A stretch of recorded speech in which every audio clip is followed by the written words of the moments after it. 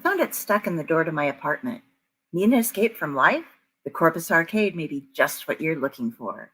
A picture of a dark room backlit with the color washes of video games, giving silhouettes of their players filled the backgrounds of the flyer. At the bottom was a small map that gave directions to the arcade. I didn't see any on the neighbors' doors, but the hours we keep are different, so they'd probably already grabbed theirs and tossed them away. I was heading for the trash when I decided that I might give it a shot. I was a Mortal Kombat queen back in the day, and I hadn't been to a real arcade in over a decade. Worst case scenario would be that it sucked and I left. When I got settled in on the sofa, I gave the flyer a look again. The backside advertised a specific game they had. The Nightmare House was a new, highly immersive VR trek through a virtual haunted house. It asked for appointments to be set up and for players to be prepared to wear special garments provided in the arcade to allow for all of the VR attachments to be properly applied to the body for the most real playing experience possible. It included a $10 off coupon of the $20 fee. Now, I love my Mortal Kombat, but this is really intriguing. I don't have any experiences with VR. I can't afford the gadgets, so I decided that I would go ahead and give this a try. If I had to pay the $20, no way in hell. But I was willing to put up $10 for something like this. I called the number listed and made arrangements to go in that Saturday at 3 p.m. The person on the phone warned me not to have too much to drink before coming in, as the game takes a while and doesn't allow for pauses. And who knows? Might just scare the piss out of you. They chuckled at me before confirming the time and date. This sounded awesome. If it really was that long of a game, I'd be getting my money's worth. I just hoped it proved as cool as they made it sound. Like I said, I have no experience with VR, and I really hoped I wasn't just going to be stuck watching a version of a funhouse ride in a cartoon graphics for half an hour.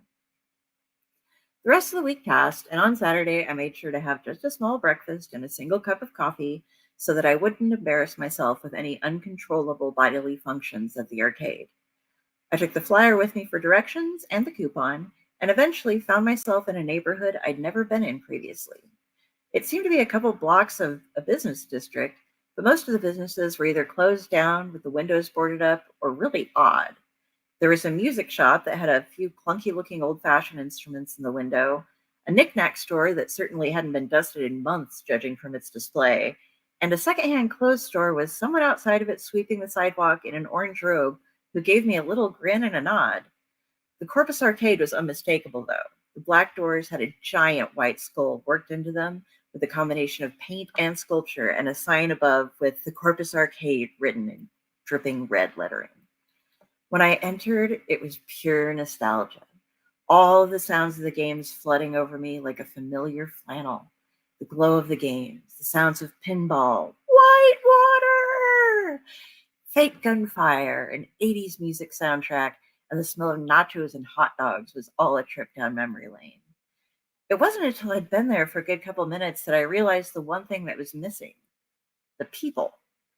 It was a Saturday afternoon. The place should be flooded with kids and teens and other older geeks like me.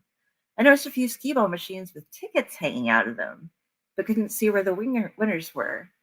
As I wandered further in, I noticed a few doors leading off to different game sections.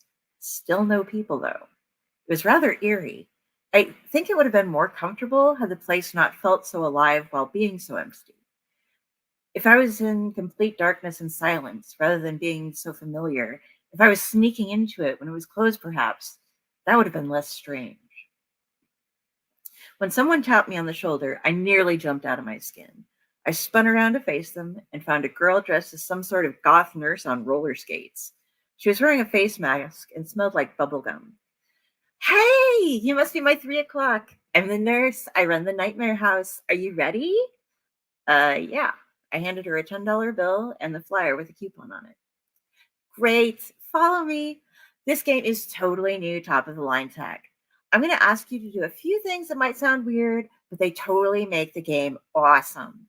She skated over to one of the doors and led me inside. We were in a small room with a chair and 2 more doors. Pointing to the side door, she said, "Okay, there are lockers in there and a gown for you to wear. We'll be putting some different things on you that allow your movements to be tracked in the game, as well as some electrodes that help make it totally more immersive." Sounds weird, right? Don't worry, it's all brand new tech. We got an early release. We're totally lucky to have gotten this machine. I'll wait for you out here. You can leave your bra and panties on if you want to, or if you're worried about it, there's an adult diaper in there too. Honestly, I've had to clean up some nasty shit, so I'd prefer it if you wore that, but it's your call. Oh, right, almost forgot. There's a bottle of gel in there. If you could just use it like lotion and cover yourself with it, most people feel more comfortable doing it themselves. It just helps with the way the electrodes work. She gestured towards the door again, gave me a wink, and then sat down on the chair to wait for me. This was by far the weirdest thing that had happened to me in a long while, but it was getting more intriguing by the moment. I opened the door and walked into the little locker room. There was a hospital-style gown with the Arcades logo on it, an adult diaper, again, with the Arcades logo on it, which had me giggling, an open locker, and a bottle of gel along with a toilet and sink. I figured, what the hell? Made sure to use the toilet first, gelled myself up, changed into the gown and adult diaper because there was no way I wasn't going to use a black adult diaper with an arcade logo on it. It'd make for a great story. And then stuffed everything in the locker. When I was finished, I went back out to the vestibule to meet the nurse. Awesome! Looking good, she laughed. Now let's get you ready. I followed her as she skated her way into the room behind the other door. This room featured something like a chair crossed with an exosuit frame with arm and leg rests that had straps on them. Alongside of it were a lot of different pieces of equipment and wires. I would hate to be the person who had to deal with all of those wires. The nurse had me climb into the chair and set about adjusting the lengths of the arms and legs, little flaps folded out of the bottoms of the legs to support my feet.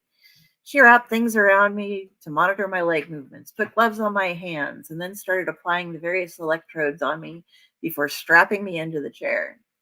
She did something to the back, and it raised up from the floor and had me set in a standing position. Try moving around, she instructed. So I did. The chair, or whatever it was, moved with me. It seemed that as if I was moving in the game, I could do so while not running into the walls. I was incredibly impressed. Okay, last thing we need to do is a few wires on your head and get the goggles on you. I have to put a little bit of the scoop on your head for the wires again. The gel doesn't work as well on the head. It washes out really easy. Is that cool? She asked.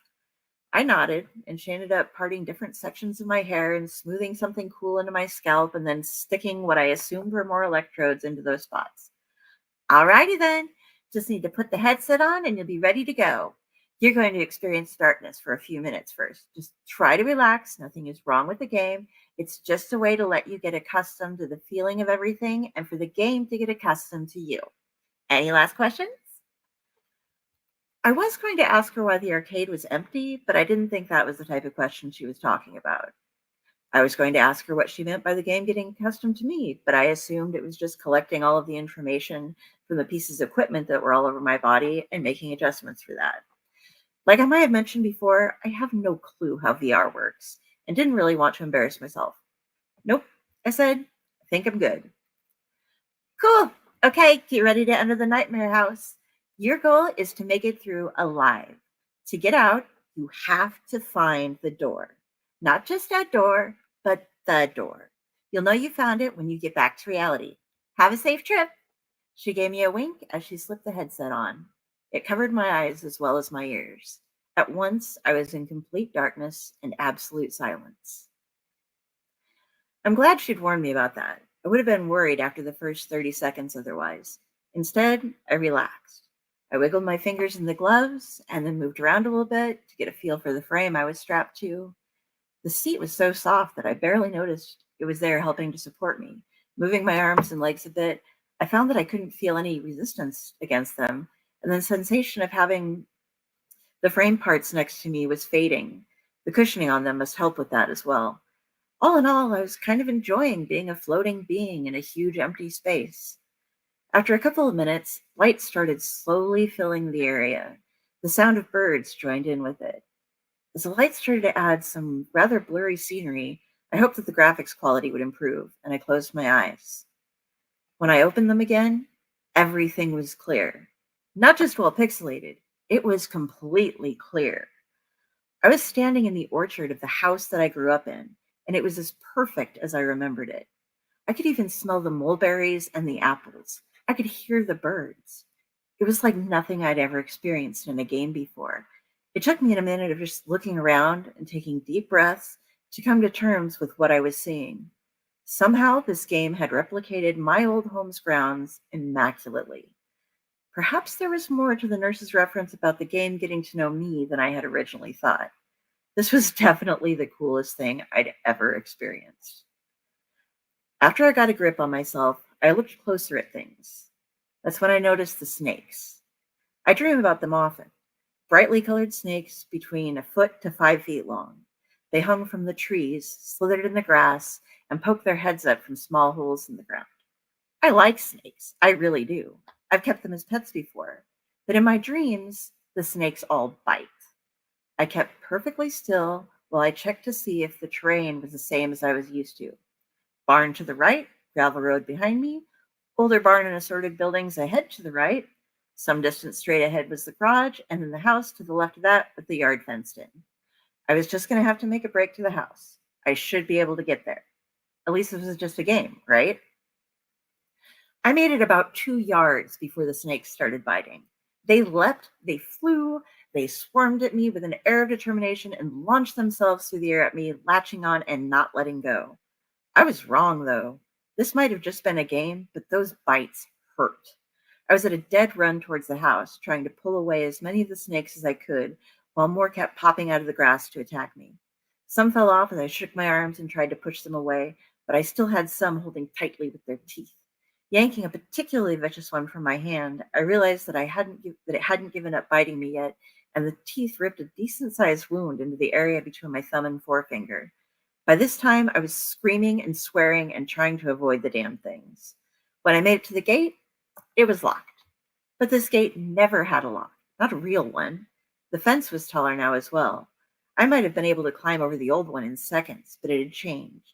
What had once been a decorative wire fence was now a 6 foot tall wrought iron fence with a huge locking mechanism. I turned around frantically and saw the door to the garage. Turning around, I ran to it and shoved it open, thankful that it wasn't locked. I got into the garage and pushed it closed behind me. I still had a number of snakes attached to me. I started grabbing them with their heads to get them to release my flesh, and one by one, I pulled them off, quickly opened up the door to throw them out, and closed it again. After the last one was gone, I leaned up against the door to catch my breath. I was panting and bleeding, and my heart was racing. This was the first part of the game. It took me a second to even remember that I was in a game. It was so like my dreams and my past that if it weren't for the fence, I would probably have convinced myself that I was dreaming. Looking around the garage, I noticed that the car wasn't there. A few tools sat on the table in the back, and there were some floorboards pried up. A face peeked up from below the floor.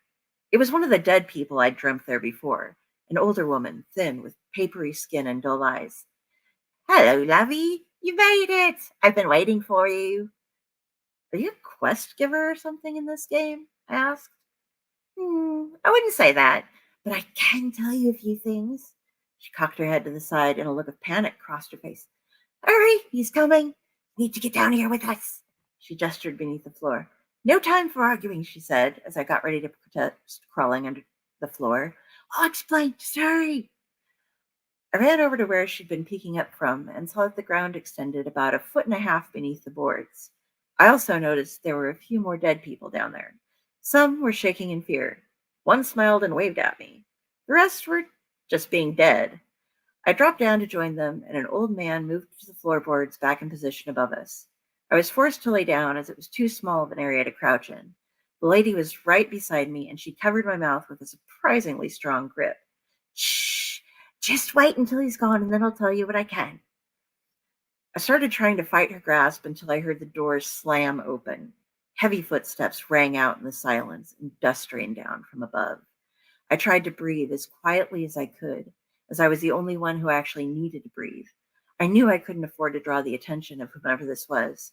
If the snakes hurt, what could this person do? I buried my head against the dead woman's chest, trying to cover up any noise I might make. The stomping continued, and the person seemed to be looking around for something. It checked under the table with all the tools in it. looked inside the metal cabinet with all the full-body snowsuits, and then seemed to be sniffing the air. As I currently had my face shoved into a dead woman's chest and was lying next to a number of other assorted dead people, I was pretty sure that their stench would cover up any scent I could have left behind. It wasn't as terrible as it could have been, I suppose. They seemed to have stopped decomposing early enough, but they didn't smell of roses, that's for damn sure. After throwing a few things and growling and cursing beneath his breath, the man finally left. I didn't move until the woman pulled away from me. She kept her head cocked, listening until she was sure he was gone. Very good. You wouldn't have had a chance to find the door if he'd found you too soon. I'm Matilda, at least I am now. I think in your dreams, I'm married? It doesn't matter. What's going on? I asked her. There's no way this is just a game. Everything is far too real.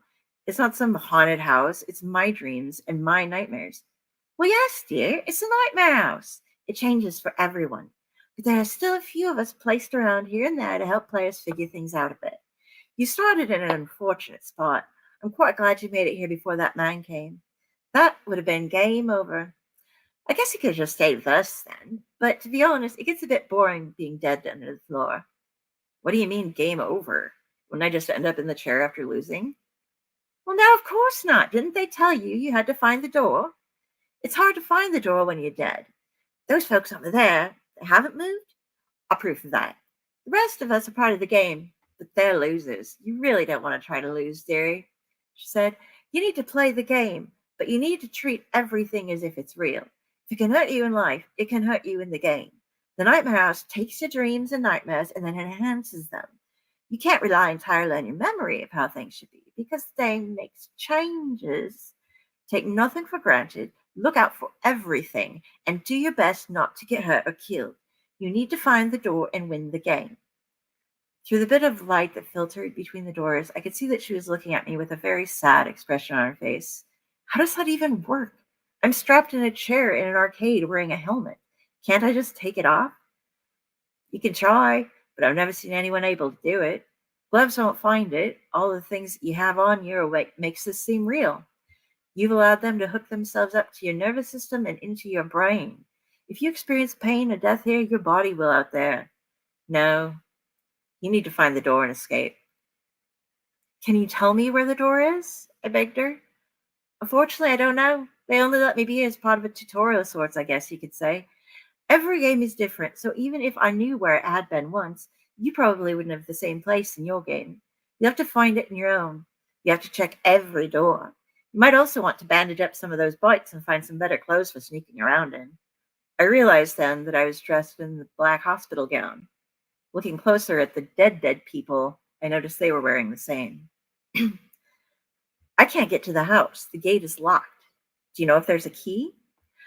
I don't know about that, but there is a tunnel from the back corner that goes to the root cellar. That should put you in the yard at least. She pointed over into the darkness towards the back of the garage beneath the floor.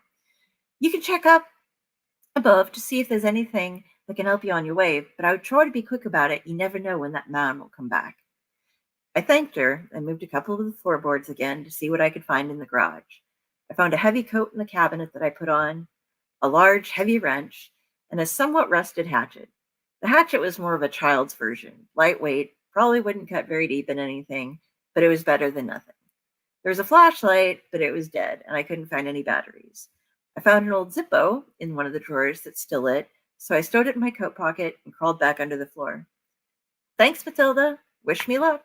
No offense, but I'd rather not spend the rest of my life or death under the floor of the garage. Oh, you're welcome, dearie. I hope you find the door. She patted me on my cheek and gave me a smile. The other dead people, at least not the dead ones, waved me on my way, and I crawled to the back of the garage floor. The tunnel that Matilda had mentioned was about 2 feet by 2 feet and made of hard-packed earth. It sloped down rather steeply from where it started, but went in a mostly straight line toward the root cellar. With the oversized coat on, it was very cramped, and the little trickles of dirt that I knocked loose as I crawled through it were not reassuring. Several times I had to stop and catch my breath. It was completely dark once I had left the area beneath the floor, and I had no idea how far I had yet to go. Judging distance while crawling on my stomach in dirt tunnels wasn't one of the skills I had honed over the years. I thought I was doing pretty good by not just having a panic attack. The air was stale and musty, small insects were crawling around and getting caught in my hair, and a few times I had what must have been cobwebs brush against my face. Finally, the tunnel evened out. I hoped that meant I was near the cellar. Inch by inch, I moved forward, brushing aside more webs until I reached the exit, which was boarded up. I nearly gave way to my panic until I jostled one of the boards and it pushed itself free and onto the floor ahead of me. The others came down just as easily. They must have been just used for concealment. I tried to figure out in my head where exactly in the root cellar I'd be coming out. From the faint light coming from above, I realized it must have been right beneath the stairs. I climbed out of the tunnel, brushed off my coat and hair, and pulled the lighter out of my pocket. I was still staying near the floor. The old, unused cellar was filthy, and the stairs ran up over my head. I could see more cobwebs around me and waved the hatchet to knock them free and out of my way. As I rounded the staircase, I lit the Zippo to get a better look. The light didn't extend all the way to the back of the cellar, but it showed me enough. Those weren't just cobwebs. The walls were thick with webs. In some places, they crisscrossed the room. Quite a few of them had occupants. From the furthest point on the ceiling that the light reached, I saw one spider first, about the size of my hand, then more start scurrying their way towards me. The webs started bouncing as some of the spiders that occupied them shook back and forth. Some of them even managed to hiss at me. Snakes, I could think rationally about. I liked snakes. Spiders are a definite fuck no to my brain, so I set myself swinging that hatchet and bolting up the rickety old stairs to get out of the door that lay closed around the top of the little hillock above me.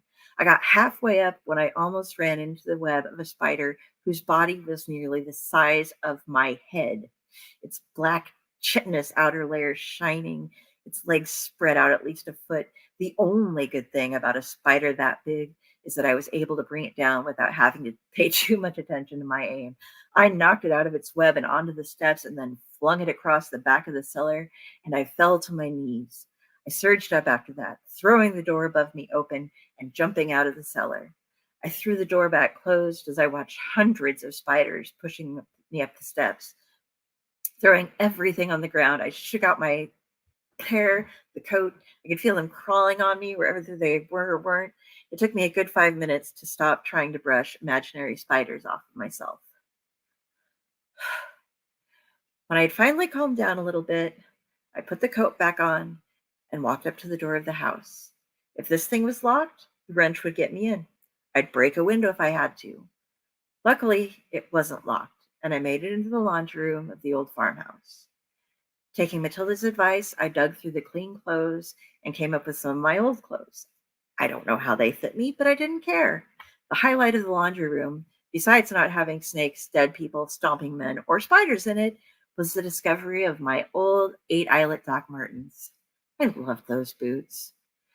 Dressed in somewhat more protective clothing, I left the room and entered the kitchen, where I immediately scoped around the place and grabbed a nice knife to add to my arsenal. Just in case, I opened every cupboard door, but none of them were the door. The bathroom was next, and I went straight to the linen closet, tried the door, and was disappointed, but did find some bandages and ointment. I set them on the counter and turned to the sink. As I cleaned out the wound on my hand, I looked up to the mirror. I had no face. No fucking face. I stumbled back to the bath shower door and tried to understand. There was just smooth skin where my face should have been. How could I see it, though, if I didn't have eyes? I tried putting my hands on my face. It felt completely smooth to them. But I noticed that my face didn't feel my hands. Some kind of nightmare trick, I guess. But freaky as fuck. I couldn't stand seeing that anymore, so I focused on my hand, got it taken care of, tried the sliding door to the tub and shower just in case, and got the fuck away from that mirror. I knew I had to be quiet, but I also wanted to start searching the house for the door as quickly as possible. I stalked around the first floor, which was a mostly open floor plan, silently checking the few doors I could find. Doors on the cabinets, as well as those to the rooms and closets. Finding nothing there, I started up the stairs. When I got to the top of the flight, I heard a noise from below. Looking over the edge of the rails that ran around the top of the staircase, I saw my mother. This would have been a great thing if she hadn't been staring at me with her eyes nearly bulging out of her head, wearing a crazy smile and waving a bigger knife than I had back and forth like she was using it to say hi. I just gaped at her, and she put a finger to her lips. She ran off out of my sight. So, if it didn't suck already, I had to worry about a psychotic armed version of my mother running around somewhere in the house as well. I checked the door to the cubby over the stairs, the door to my sister's room, the door to her closet, and proceeded down the hallway as quietly as I could. Each new door I pressed my ear against, checking for signs of anyone being in there. I opened them as silently as I could, holding my breath and wincing when they squeaked. The hallway didn't exist in reality, but did in the dream of this house. Only it led to another staircase at the end. There was something unnerving about it. It seemed dark, as if the light and life was being sucked out of it. I then realized it was the staircase from my dreams of my aunt's house, the one that led to the possessed floor, the one with a demon somewhere in it. The third floor was a very long hallway with so many doors, and all the while that you crossed it, the demon got stronger and stronger until you reached the next flight of stairs going up at the other end. I had always done my best in my dreams to avoid that floor. When I did have to go through it, it was at a run, as I felt the ice-cold claws snatching at my back. Now, I was going to have to go through it and check every single door. As far as traps went, the game had found a good one here. I crept as softly as I could up the stairs, leading with the knife. I could hear faint laughter coming from the further down the hall. When I reached the first door, it swung open on its own. Stifling a gasp, I walked into the room. It was a parlor with a few china hutches and a seating area. I checked every damned one of those doors on the hutches as the echoing laughter started getting louder. It was high-pitched, the sound of the creepy ghost kid in a horror movie. I was the character that everybody was shouting at for being an idiot and not running the fuck away, but I didn't have that option. This floor would be a good place to hide the way out. I had to check them all. With one last look over the parlor, I went back into the hall. The next door swung open before I even got to it, slamming against the wall into the room. This room was empty, with the exception of a few pieces of furniture covered in sheets. I started peeking under each sheet, checking for anything that might have a door on it. After the chair and the ottoman, I felt an icy finger draw itself across my cheek. A voice yelled out, "Looking for something?" And all of the sheets flew into the air. There was nothing beneath them that had a door, but there was a standing, full-sized mirror. I caught my faceless reflection again, and behind me, in the doorway, was my mother standing with her knife, shushing me. I spun around, but she was gone. When I got back to the hallway, all of the doors slammed themselves open. Some of them were swinging open and closed, slamming both into the walls and shut. The child's laughter was now blaringly loud with a deep accompaniment. My mother was nowhere to be seen. At this point, I admit, I straight up lost my nerves. I forced myself into those rooms, sometimes having to avoid getting hit by a door. All of the doors within these rooms were open as well. It was as if the demon that possessed this floor was mocking me. Whether or not the exit was here, I knew I had to try every door. I couldn't just flee from it this time. The whole floor was alive with slamming doors and the horrible cacophony of laughter. I reached the final room and walked in to see a child's bedroom. I had never entered any of the rooms from this hallway before, so I don't know whether it was always here or if it was the game. Standing behind the bed was a little girl, the source of the laughter. She looked up at me with black eyes. "Would you like to have tea with me? I know you like to play." I ran to the side of the room where her closet was and checked the door. It wasn't it. I'd done this entire floor for nothing, and now I had a possessed kid taunting me. She stomped her foot. "Look at me! Play with me! I know! Let's play dolls! Have you seen my dollhouse?" She pointed towards the corner to a huge dollhouse. It was open in half. It was 4 stories tall, and it had many, many doors. "You know you want to play." I nearly wept. "Okay, let's play dolls," I whispered. She smiled wickedly at me and handed me a doll. It looked just like me. I went over to the dollhouse and tried to start opening all of the doors that I could find in it. The little girl slapped me. That is not how we play. We have to get the dolls dressed and get ready to have a party for them in the attic. How, how about I look through the house and try to find things to take up to the attic for the party while you get the dolls dressed? At least the attic didn't seem to have more than one room, if the dollhouse was a true reflection of the house. It was also mostly bare. What if the door wasn't in the house? How fucked was I? I suppose, but you have to put the party up really nice, she said, pouting.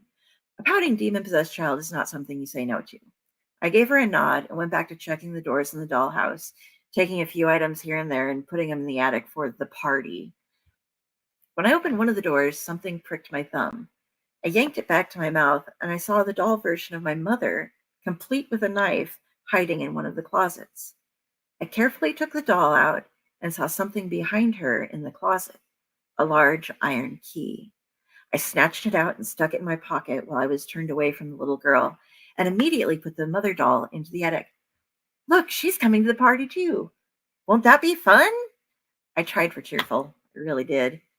You don't know anything, do you? She'll ruin the party. You need to lock her up. She rolled her eyes at me as she finished dressing up the other dolls. Why would I lock her up? Because she always ruins things for me. She's no fun, she's mean, and she doesn't let me do anything, screamed the little girl. Maybe I'll just have her sit here on the stairs. Then she can hear the party and be sad that she can't come. How does that sound? My mind was running at 90 miles a minute, trying to figure things out.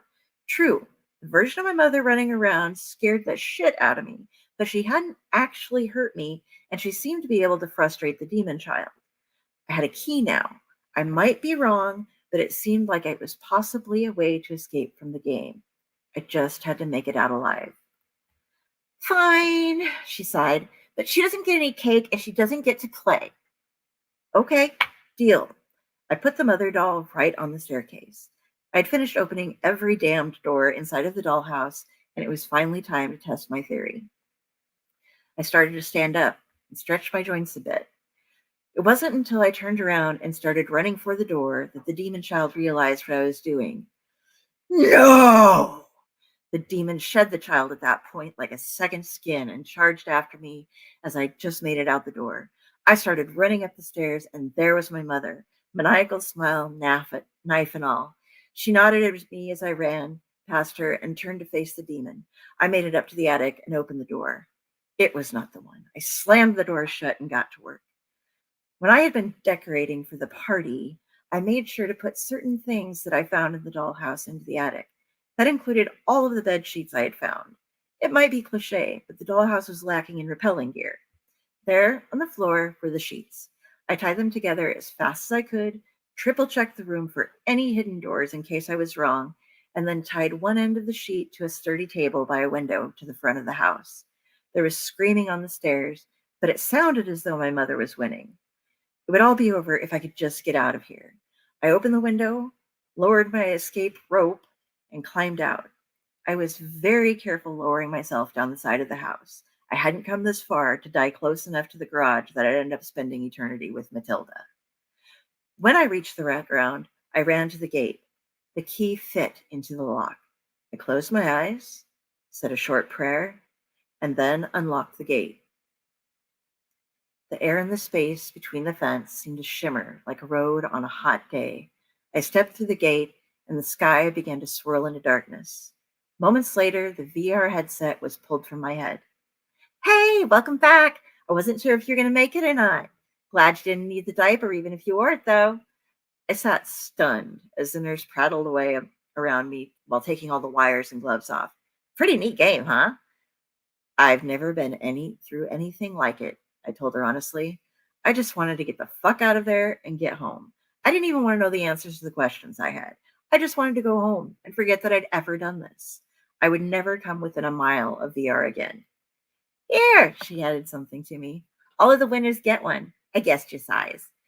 It was a black t-shirt with the Corpus Arcade on the back and I Survived the Nightmare House on the front in the same dripping font as a sign. Thanks. I think I need to go have a nap.